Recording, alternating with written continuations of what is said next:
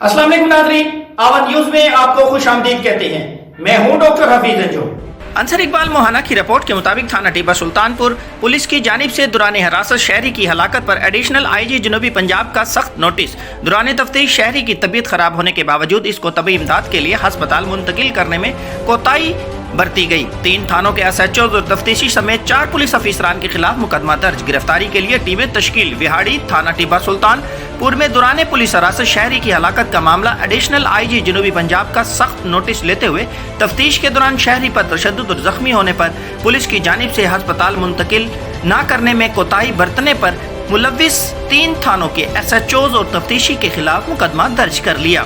SHO Adnan Jamil, Tipu, SHO Irfan Ashraf, SHO Farooq Ramzan और तफ्तीशी मोहम्मद यूनस के खिलाफ मुकदमा दर्ज किया गया है। ये मुकदमा एसएचओ टिब्बा सुल्तानपुर चौधरी हक नवाज की मुद्दत में दर्ज किया गया है। मुकदमे में नामजद तीनों एसएचओ और तफ्तीशी को मुअत्तल कर दिया गया। मुकदमा इंदराज के बाद मुलव्विस पुलिस एहलकारों की गिरफ्तारी के लिए टीमें तश्कील दे दी गई हैं।